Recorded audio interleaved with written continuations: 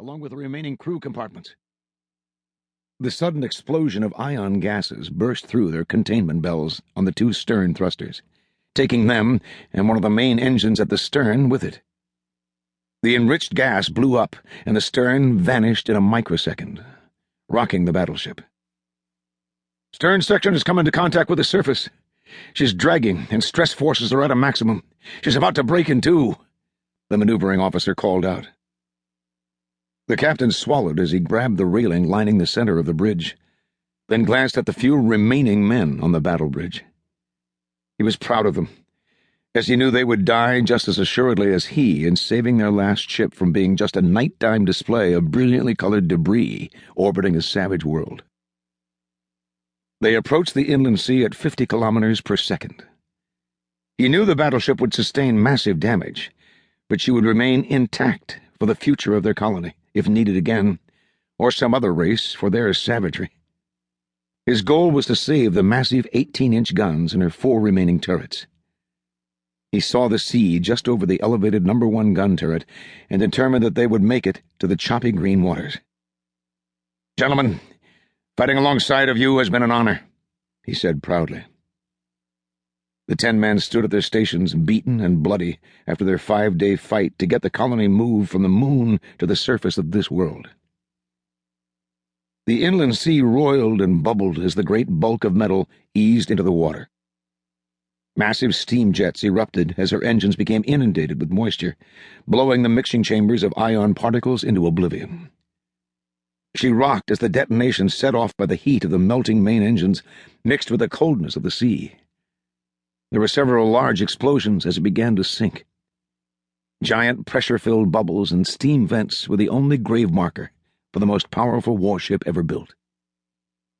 There, the great ship would remain, for millions of years, until the inland sea on the hostile continent was covered in 2 miles of snow and ice.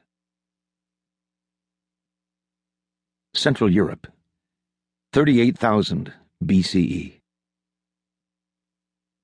The snow fell as a group of quickly vanishing Neanderthals moved across the barren landscape. The wind picked up as the last remaining group of the human subspecies fought their way through the drifting snow. The small clan of 27 men, women, and children were so burdened by the wet skins on their backs that it weighed them down to a point where they could no longer keep from falling and sliding into small crevasses as their footing became perilous. The large leader of the group stopped as he heard a noise not common in snowstorms. The male shook his head from side to side as the noise seemed to emanate from his own head, instead of the sky where the snow was now swirling in patterns never seen before by the group of Neanderthals. As he dropped his long spear and bundled skins and placed his hands to his ears, he saw that the same noise was affecting not only the others in the soon-to-be-extinct people, but the large and voracious timber wolves that were hidden behind the blanket of white and green of tree. The air erupted with the howls and animal screams of other beasts as the ringing struck all in the area. Soon women, and then the smaller of the children, succumbed to the strange sound and fell to their knees. The wind started to pick up, and now the leader of the group was fearful of getting caught in the open plain and buried forever. He had known many who perished because they could not grasp the cruelty of nature. Suddenly, the skies erupted above them. The snow started swirling in an ever-increasing circle. The leader managed to move his aching head to the skies and saw a sight the early man had never seen before.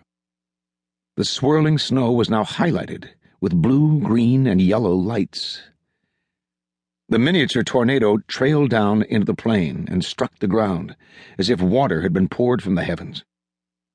The wave of melting snow and ice still moved in an ever-increasing vortex. The strange system started moving toward the small band as lightning and wind knocked the remaining men from their feet. The terror-filled eyes of the first humans watched as the tornado of ice, wind, and snow, highlighted by the colorful streaks, moved toward them. The alpha male finally managed to gain his feet as his children cowered on the ground, reaching out for him. But he just watched as the strange system moved closer to him and his band. The eye of the storm circled as the tornado came over them. The eye of the storm was clear, and the male could see he was staring into a giant tunnel.